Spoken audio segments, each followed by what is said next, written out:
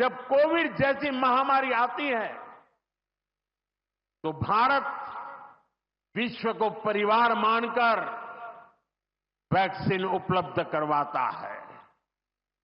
दुनिया में कहीं भी प्राकृतिक आपदा हो, भारत पूरे मनोयोग से सेवा के लिए खड़ा होता है।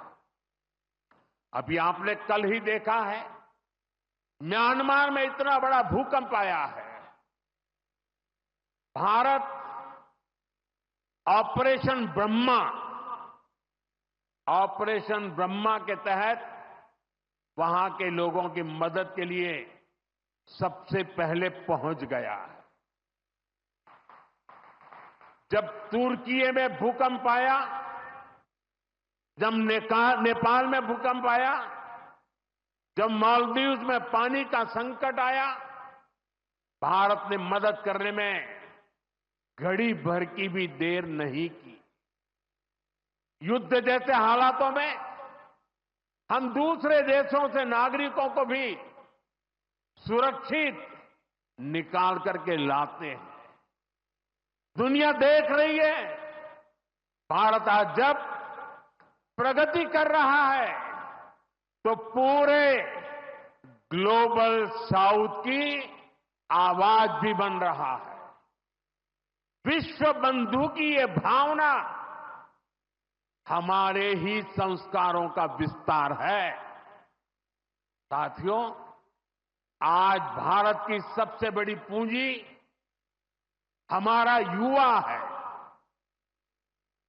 और हम देखते हैं आज भारत का युवा कितने कॉन्फिडेंस से भरा हुआ है।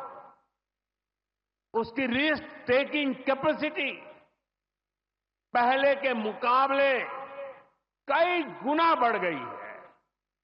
वो नए नए इनोवेशन कर रहा है, स्टार्टअप्स की दुनिया में अपना परचम लहरा रहा है।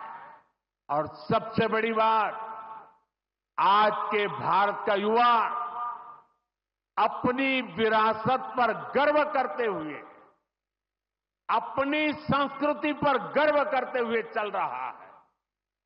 अभी हमने प्रयागराज महाकुंभ में देखा, आज की युवा पीढ़ी लाखों करोड़ों की संख्या में महाकुंभ में पहुंची और इस सनातन परंपरा से जुड़कर गौरव से भर उठी।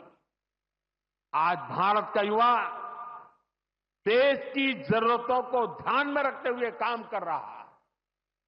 भारत के युवाओं ने मेक इन इंडिया को सफल बनाया है। भारत का युवा लोकल के लिए वोकल हुआ है, एक जज्बा बना है। हमें देश के लिए जीना है, देश के लिए कुछ करना है। खेल के मैदान से लेकर अंतरिक्ष की ऊंचाई तक राष्ट्र निर्माण की भावना से ओतप्रोत हमारे युवा आगे बढ़ रहे हैं, आगे चलते ही जा रहे हैं।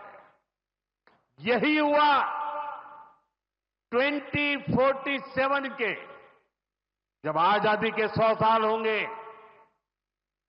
विकसित भारत के लक्ष्य की ध्वजा थामे हुए है।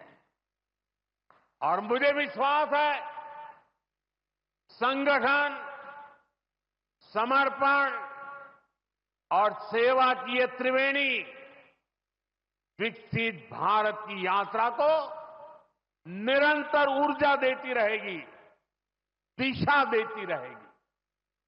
संघ का इतने वर्षों का परिश्रम फलीभूत हो रहा है।